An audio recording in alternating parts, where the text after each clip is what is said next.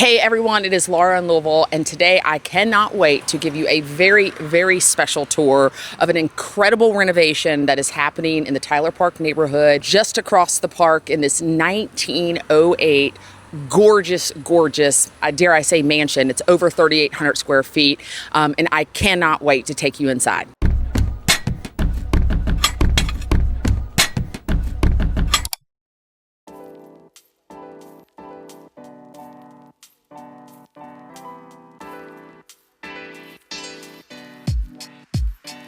I'm here with Teresa with Tim Interiors, and she partnered with Fall City Remodeling to ensure that this gorgeous property gives us the wow factor that we know buyers are going to want and need in a house like this, and certainly in the price point that we are aiming for. So she is going to walk us through kind of her selection process and thinking process on how to make a property like this display its original character and integrity while also modernizing it so it appeals to today's buyers. My name is Teresa of Tim Interiors. My company is an interior design business that focuses on authentic, tailored spaces. So I often work in historic homes, bringing them up to current modern standards in terms of function and living, but still keeping their historic charm.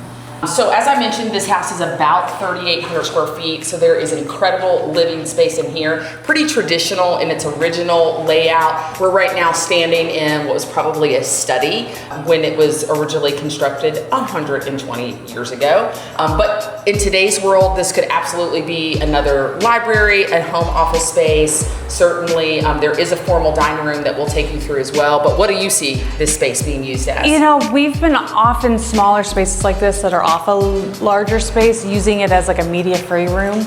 So, like you said, library, reading room, just somewhere where there's not a lot of noise and that it's quiet and that there's not a TV or anything. There's beautiful views in this space. It looks now, like they won't be doing any built-ins in this space, but that would certainly be something somebody could add. Correct. That was room. A lovely built-in. Yeah. Yep. It gets a little tricky with the ceilings because you look at this crown molding. Yeah.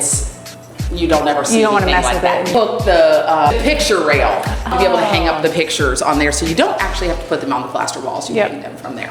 Now, I'm not sure if this is original. Do you think that is original? I do. Just because it does look a little bit more contemporary, if you will, but who knows? Maybe they were really forward thinking in 1908. But the one on the staircase, which does have a piece of wood on it right now, but that has been sent off to a store that is a small restoration store that is going to fix the stained glass. So that is not going away. We would never let that happen. For me, if a house has original millwork, we work with it if it's in decent condition. And this house, the millwork is in outstanding condition, so I would never touch it just because it's such a unique feature and has a quality to it that you just don't see. You can't replicate it. Like, can you imagine what it would cost to do that today? No. I mean, you it's can't even fathom it. Yeah, and to have such like a cozy fireplace in a dining room, it's just special, and you just work with all the existing elements because it already has everything it needs. It's just cleaning it up a little bit and working with what was created. How do you look at like today's tile selection and make sure it doesn't fight with the character of the house? To me, it's always size, scale, and proportion. Okay. So proportions and scale of tiles that someone might use in a new build right now. For example, you might see like a 12 by 24 tile in a bathroom. It's very common. You never would have seen that when this house was built. So to make it connect and feel appropriate, I make sure we use the size and scale that you would see. So maybe you play with color, maybe you have something a little bit more modern. Make sure the size. But the size and scale is super important.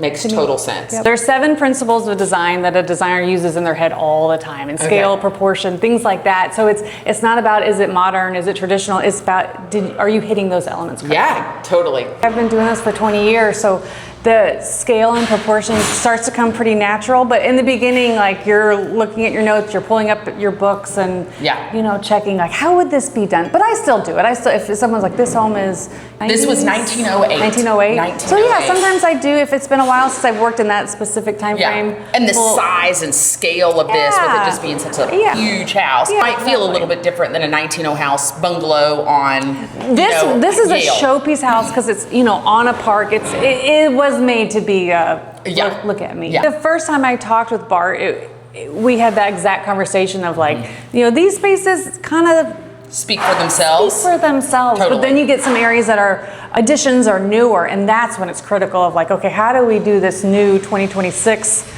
addition or spot? Yes. Like a kitchen is always a big one. 100%. And make it feel like it connects to the house and not feel like, oh, that you did this in 2026. Yeah. Now I'm going to let Teresa take the floor on this one, literally on the floor, because we are standing in the kitchen right now. And this wasn't in our older houses because of their traditional layouts. You're typically kind of broken up. It's very hard to create big, open, modern, floor plan spaces. So you really have to work with the space that you are given. And so they were pretty smart with how it laid out, but walk through, like, what are you thinking to take this room to make it a showstopper for this size of a house? I instantly thought the layout for this type of adding a new kitchen was awesome because it's open concept in the sense of I can stand here and I can see the living room, I can see the staircase. You have an eye of your house, you're not totally tucked, but it's not this total open floor plan where you hear every noise and see everyone at the same time. So I thought in terms of layout, I was like, man, this is about great. as good as it gets. This is about as good as it gets.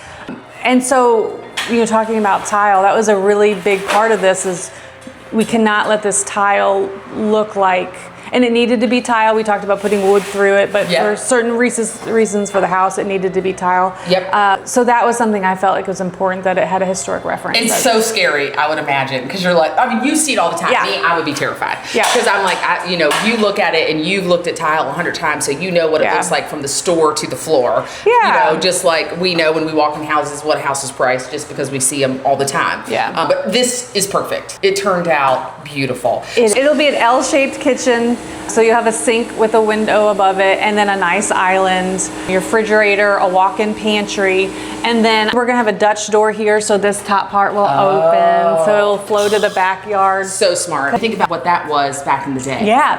Carriage house. That was the carriage house, 100%. So I think a Dutch door just connects it to that space. I love it. But then, this space here, I mean, this is what people pay thousands and thousands and thousands of dollars to build. Yes. And that's been here for over 120 years. Inset cabinets. I mean, it could be a bar, it could be pantry space. It's just lovely, and I love how it connects to the dining room. The bathroom used to be here.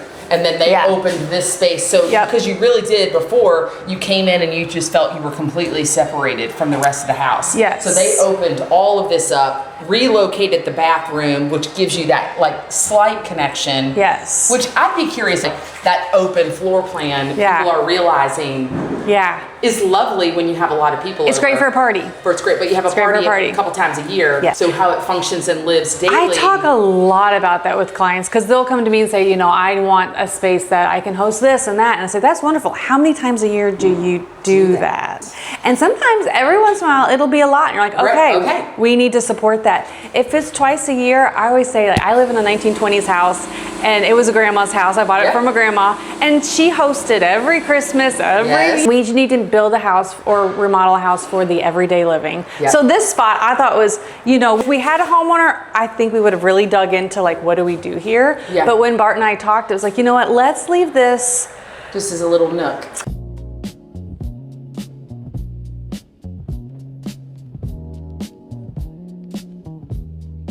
So we are on the second floor right now, same ceiling height on the second floor, gorgeous crown molding. Now on this floor from when they purchased it, we lost a bedroom because they wanted and needed a primary suite setup.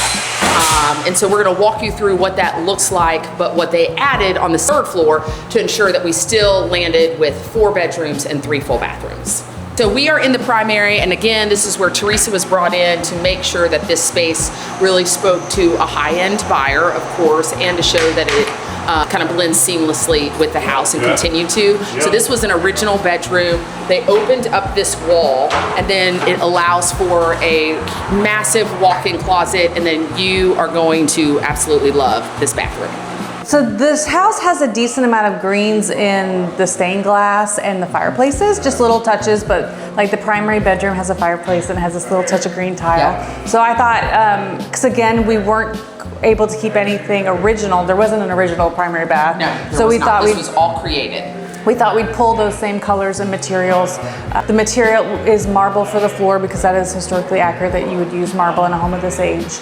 But it's just lovely. So yeah, we pulled those colors and try to use patterns that you would see in a home at this age and also give you this space of warmth. Yeah, I mean, and the size of this bathroom is what feels so good. You know, in these older houses, a lot of times you're working within what's available, right? And because this was a bedroom, they could really make this bathroom as big as they wanted. So you get a large double vanity, you get a separate water closet, you get a massive shower, and then you're also going to have a floating tub right here. We have just like these really pretty details that just show that time and attention was put into how this space looks. And yeah.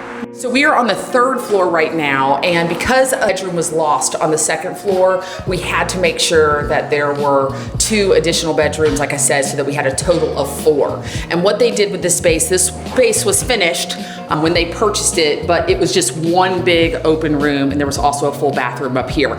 So what they've done is created 2 bedrooms on the outside and then basically a hangout space right here, which because in the age of this house, you oftentimes won't find basements that are usable. You usually get like a crawl space or you get a cellar of some sort. So they knew that there wasn't a basement that they could finish. And so they allowed this space to basically serve as that. So you can hang out here if you have kids. This is their hangout room. We'd never see them if they came up here. And I probably never make it up here. So yeah, incredible space and super, super smart use of the space. yeah, it's a great space. So thank you again for joining along, and thank you, Teresa, for being here and your expertise and advice certainly on this beautiful property. We are hoping to list this probably in the next 60 to 75 days, hoping that it hits the market kind of in end of September, 1st of October. It will be north of $1 million, but it will be worth every penny. Hey, thanks so much for tagging along. Again, be sure to like and subscribe if you love watching content like this. We have regular listing tours all over our page, so be sure to go and check those out.